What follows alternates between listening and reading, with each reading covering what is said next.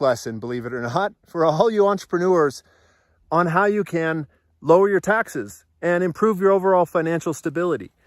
And yeah, I guess if I'm being honest, it's also an excuse for me to get out on a ride, and also, I guess, to share this whole beautiful view with you. But there are so many parallels between riding motorcycles and business and entrepreneurship. And one of my favorite ones that I wanted to share with you today is the concept that when you're riding a motorcycle, especially when you're riding off-road, though it's true always, you need to keep your eyes up and looking as far out as you can. So you don't want to be looking at these rocks that are, here close to you when you're there. You should have already processed those, and now you need to be looking as far out as you can see out there, because there are things out there that you might need to recognize that and think about now, so that by the time you get there, you're already prepared for it. And the same is 100% true in business, and particularly, what I want to talk about today is about tax. So we had a client who last year came to us, beginning April, May of last year. She is a business owner, owns a marketing agency, and had just filed her tax return with her old CPA and wasn't too happy about it. And she wanted to do some planning so that her 2021 taxes could be better.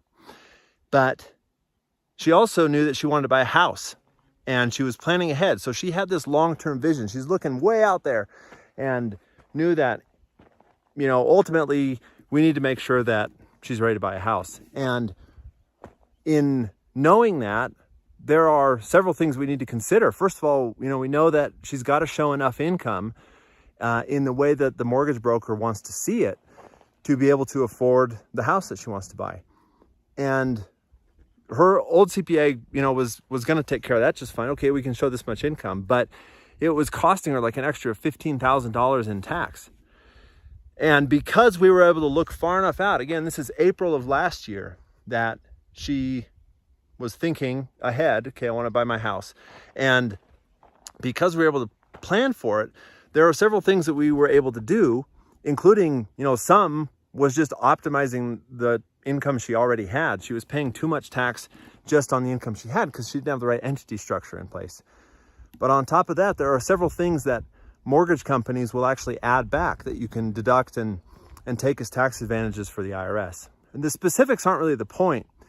The concept is, ultimately, she was able to achieve buying the house without paying that extra $15,000 in tax, because she was thinking about her taxes and planning for her taxes for the end of 2021 and the taxes she would ultimately not pay until April of 2022, just because she was thinking about those all the way back, in April, May of the previous year.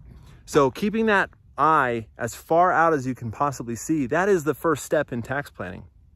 So many times we have people come to us in similar situations, except they're getting ready to file their 2021 tax return, their tax return already for that year. The year's already ended. And now our hands are really tied on what kind of tax planning we can do. That's that's just like having your eyes, instead of way out in front of you, having it, on this rock that's right there. And by the time you are at that rock, it's too late for you to do too much about it. And that's a concept that we just see over and over again. And the idea, again, is not really the specific strategies. That isn't the point. There are so many strategies that can be used to save taxes. Everything from making sure you have the right entity structure to, of course, making sure that all the deductions that you are legally entitled to, that you're actually taking advantage of them. And sometimes that means shifting some things around in your business in order to make something a legal deduction that wouldn't normally be.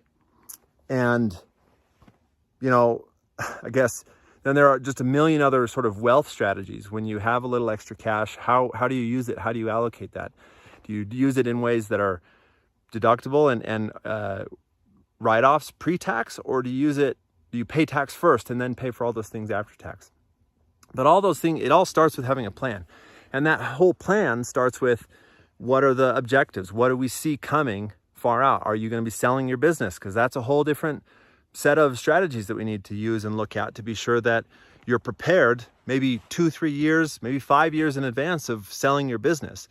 And some of those strategies just are really hard to do or impossible to do when you're right up against it. And that's, I guess, the object lesson that I wanted to share. We are going to be having actually a webinar in a couple of weeks on the main tax strategies. So this is me giving you our framework for how you can reduce your taxes. And we're going to have a lot of strategies in there and just a lot of concepts also to keep in mind for how you as an entrepreneur, as a business owner, can reduce your taxes and set yourself up for more wealth in the future. I mean, just think about this client that I just talked to. She just bought her house and everything was great.